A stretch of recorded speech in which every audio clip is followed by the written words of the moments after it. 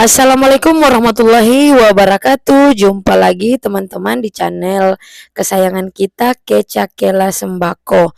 Apa kabar teman-temanku sekalian? Semoga hari ini rezeki kita dilancarkan, segala urusan kita dimudahkan ya.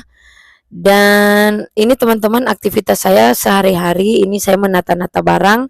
Ini baru sampai barang dari Nestle ya teman-teman. Koko Crunch, kemudian susu-susu, kemudian sari kacang hijau, Nescafe, dan lain-lain sebagainya. Ini saya tata-tata dulu teman-teman. Jadi untuk video kali ini saya akan sharing ke teman-teman bagaimana cara saya mengembangkan toko sembako saya atau toko Kecakela Mart. Jadi untuk video kali ini jangan di skip teman-teman, ditonton sampai habis. Dan buat teman-teman yang belum subscribe, saya mohon untuk subscribe channel saya Kecakela Sembako agar saya semangat untuk memberikan motivasi, memberikan ide-ide cemerlang, berbagi pengalaman, berbagi ilmu dengan teman-teman sesama pejuang sembako. Jadi setiap pedagang itu teman-teman dia punya cara tersendiri untuk mengembangkan usahanya, untuk mengembangkan tokonya.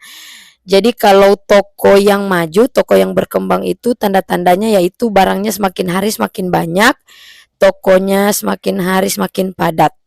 Jadi teman-teman jangan di skip video ini.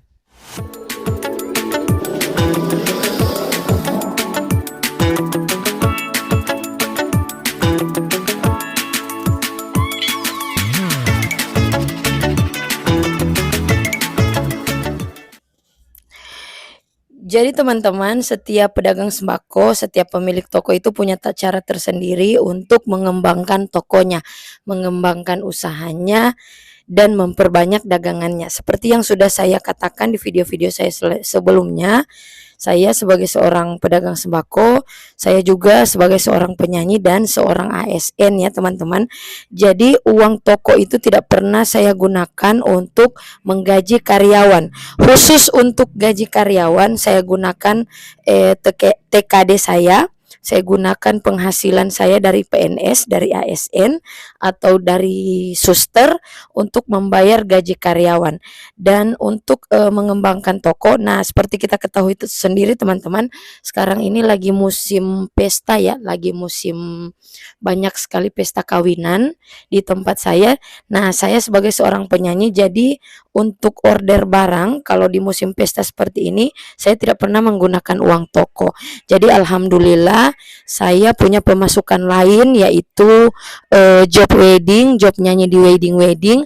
Jadi uang tersebut misalnya kalau dalam satu hari saya mendapatkan 1 juta sampai dengan 2 juta.